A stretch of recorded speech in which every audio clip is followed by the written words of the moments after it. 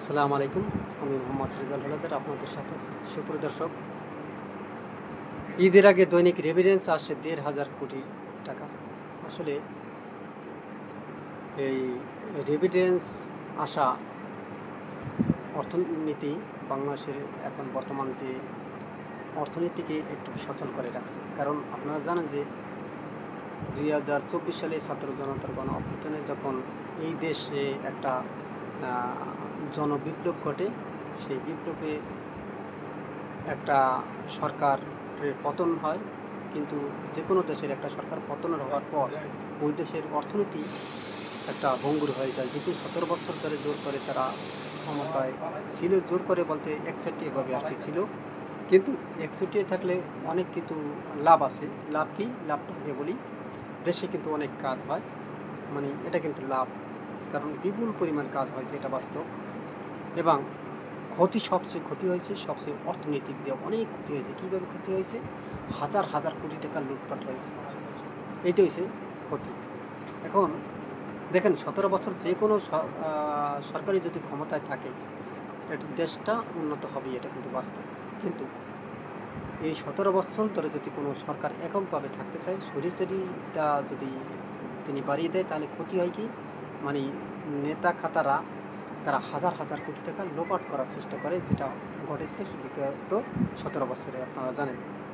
যাই হোক, যখন ওই ছাত্র জনতার গণ অভ্যুত্থান হয়, তারপর নতুন একটা সরকার গঠন করে বাংলাদেশের দায়িত্ব ডক্টর মোহাম্মদ ইউনূস।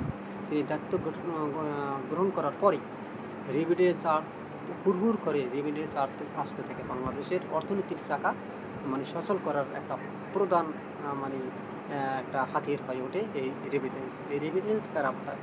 জনগণ। এই জনগণ কারা? যারা বিদেশে আছেন, বাংলাদেশের প্রবাসী, অর্থাৎ বাংলাদেশি যারা আছেন, আমাদের ভাইয়েরা, বন্ধুরা যারাই আছেন, তারাই কিন্তু এই টাকাগুলো পাঠায়।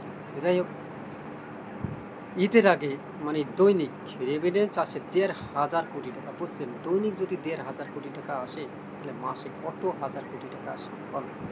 চলতি মাসেই শেষেই পবিত্র ঈদুল আজহা ঈদকে সামনে রেখে প্রতি বছরের মতো এবারও প্রবাসী বাংলাদেশিরা আগেভাগেই দেশের অর্থ পাঠাতে শুরু করেছে।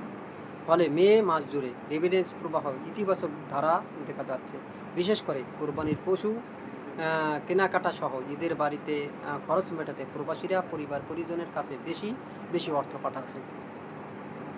বাংলাদেশ ব্যাংকের সর্বশেষ তথ্য অনুযায়ী চলতি মে মাসের প্রথম ১৬ দিনে বৈধ ব্যাংকিং চ্যানেল দেশে এসেছে ১৯৬ কোটি মার্কিন ডলার রেমিটেন্স, দেশীয় মুদ্রার, যার পরিমাণ প্রায় ২৪,০০০ কোটি টাকা।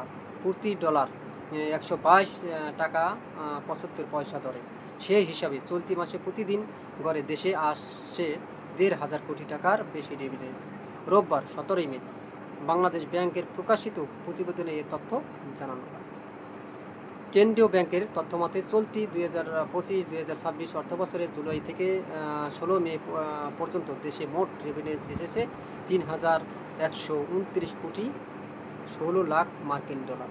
এটা কিন্তু বিশাল একটা অঙ্কের টাকা। বাংলাদেশ ব্যাংকের কর্মকর্তারা বলেছেন, হুন্ডি প্রতিরোধ সরকারের কঠোর অবস্থান, বৈধ পথে অর্থ পাঠাতে প্রতারণা সুবিধা এবং ব্যাংকিং চ্যানেলের সেবায় উন্নয়ন রেমিটেন্স বৃদ্ধিতে গুরুত্বপূর্ণ ভূমিকা রাখছে। পাশাপাশি ঈদুল আজহাকে কেন্দ্র করে মে মাসে বাকি সময়েও রেমিটেন্স প্রবাহ আরও বাড়তে পারে বলে মনে করেছেন তারা। কেন্দ্রীয় ব্যাংকের মাসভিত্তিক পরিসংখ্যান অনুযায়ী চলতি অর্থবছরের জুলাইয়ে দেশে আসে ২৪৭ কোটি ৭৮ লাখ ডলার রেমিটেন্স। আগস্টে আসে ২৪২ কোটি ১৮ লাখ ডলার। সেপ্টেম্বরে ২৬৮ কোটি ৫৫ লাখ ডলার। অক্টোবরে ২৫৬ কোটি ২৪ লাখ ডলার এবং নভেম্বরে ২৮৮ কোটি ৯৭ লাখ ডলার। এছাড়া ডিসেম্বরে আসে ৩২২ কোটি ৩৬ লাখ ডলার। জানুয়ারিতে ৩১৭ কোটি ১৬ লাখ ডলার। ফেব্রুয়ারিতে ৩০২ কোটি ডলার। মার্চে ৩৭৫ কোটি ২২ ডলার এবং এপ্রিল মাসে আসে ৩১২ কোটি ৭৩ লাখ ডলার রেমিটেন্স। বাংলাদেশ ব্যাংকের তথ্য অনুযায়ী চলতি মে মাসে ১ থেকে ১৬ তারিখ পর্যন্ত সবচেয়ে বেশি রেমিটেন্স এসেছে ইসলামী ব্যাংক বাংলাদেশের মাধ্যমে।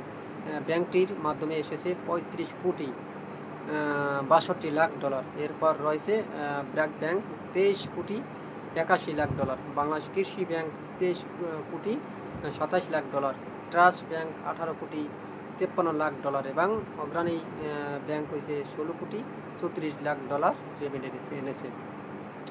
সংশ্লিষ্টরা বলেছেন, বর্তমান ধারা অব্যাহত থাকলে চলতি মে মাসে দেশে রেকর্ড পরিমাণ রেমিটেন্স আসতে পারে, যা দেশের বৈদেশিক মুদ্রার রিজার্ভ শক্তিশালী করার পাশাপাশি অর্থনীতিতে ইতিবাচক প্রভাব ফেলবে পরবর্তীতে। তবে এটা একটা মানে জনগণের জন্য একটা বিশাল একটা সুযোগ তৈরি করে দেবে এই বাংলাদেশ সরকার, এই আশাবাদ ব্যক্ত করি।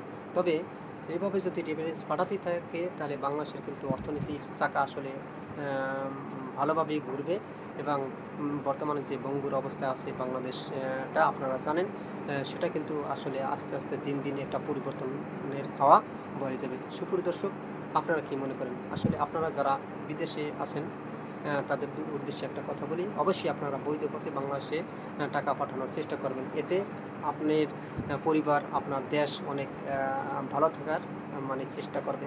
সুপ্রিয় দর্শক, আজ এ পর্যন্তই। ভিডিওটি ভালো লাগলে আর অবশ্যই BD result Howlader official YouTube চ্যানেলকে সাবস্ক্রাইব করুন, লাইক ও শেয়ার দিয়ে সবাইকে দেখার সুযোগ করে দিন। আজ এ পর্যন্তই। আসসালামু আলাইকুম রহমতুল্লাহি ওয়া বারাকাতুহু।